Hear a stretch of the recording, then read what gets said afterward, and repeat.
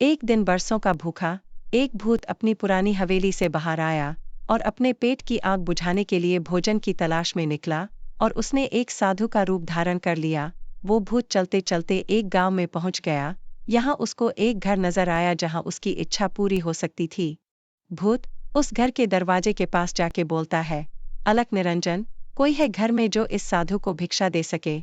इतने में एक महिला हाथ में भोजन से भरी थाली लेके साधु की तरफ आती है और कहती है, लीजिए महाराज, भोजन दीजिए। साधु उस महिला को देख के खुश हो जाता है और सोचता है, ये है मेरा आज का भोजन।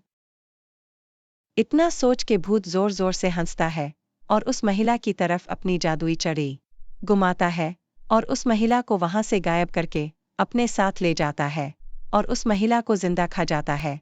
फिर वो एक गहरी नींद में सो जाता है। भूत को तो जैसे स्वाद ही लग गया था। अब तो वो रोज अलग अलग गांव में जाता है और नए शिकार को अपने जाल में फंसा लेता था और अपने साथ लाके अपने पेट की आग बुझा लेता था। समय बीतने लगा था। धीरे धीरे आसपास के गांव में बात फैलने लगी कि गांव से लोग गायब हो रहे हैं। सभी लोग बहुत ही चिंता में पड़ गए कि ये सब क्या हो रहा है।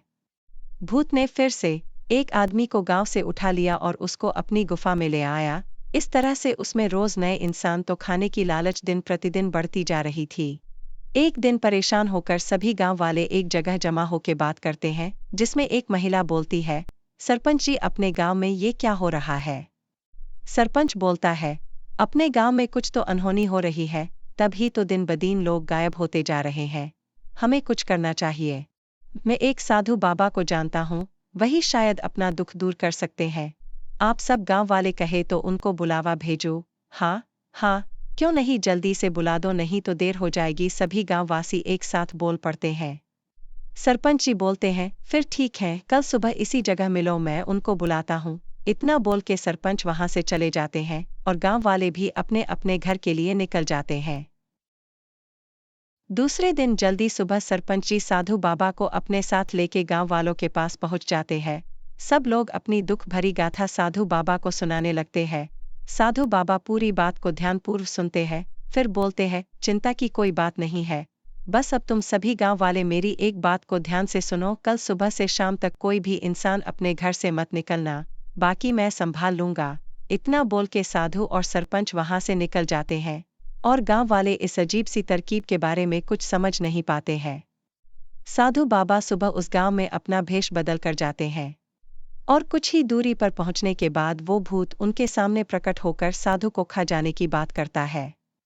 साधु बाबा जान जाते हैं कि ये वही भूत है।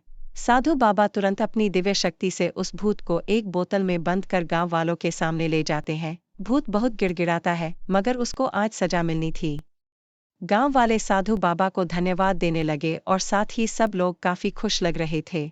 साधु बाबा उस बोतल में बंद भूत को गहरी नदी में ले जाकर दफना देते हैं और साधु बाबा अपनी कुटिया के लिए निकल जाते हैं। दोस्तों, कहानी पसंद आई हो तो रुनझुन कार्टून फिल्म को लाइक, शेयर और सब्सक्राइब जरूर करें। धन्यवाद।